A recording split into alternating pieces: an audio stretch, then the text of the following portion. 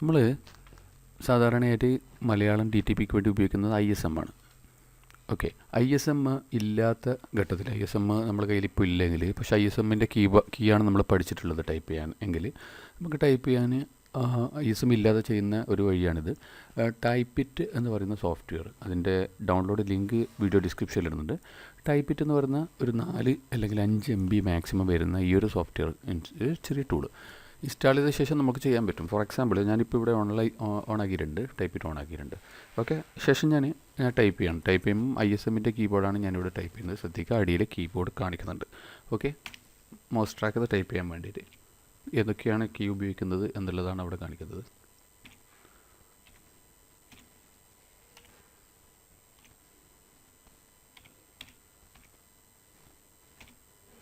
അപ്പോൾ ഞാൻ MouseTrack എന്ന് ടൈപ്പ് ചെയ്തു.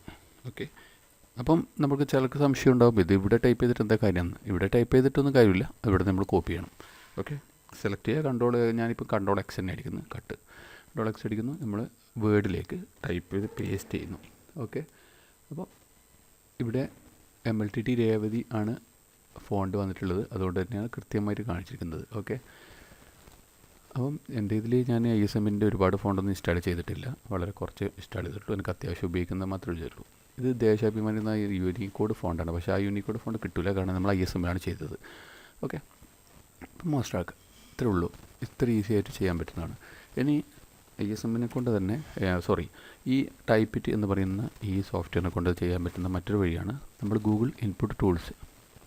നമ്മൾ ഇതിന് മുമ്പത്തെ വീഡിയോയിൽ കണ്ട പോലെ തന്നെ ഗൂഗിൾ ഇൻപുട്ട് ടൂൾസ് ഓണാക്കുക.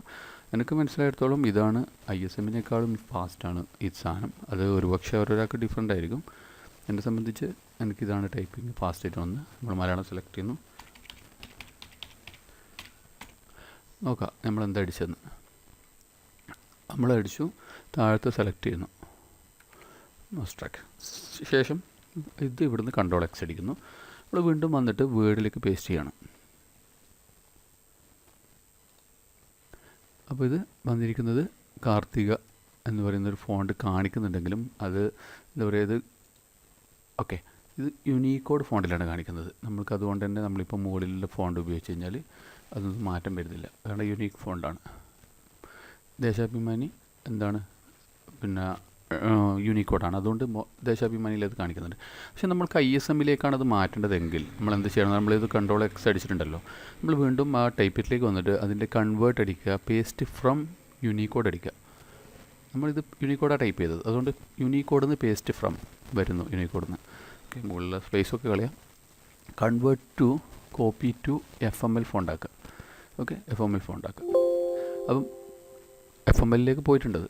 ഓക്കെ, ഇനി നമ്മളിവിടെ താഴത്ത് അത് പേസ്റ്റ് ചെയ്യണം, മെമ്മറിയിലുണ്ടത്. ഓക്കെ, അത് പേസ്റ്റ് ചെയ്തു.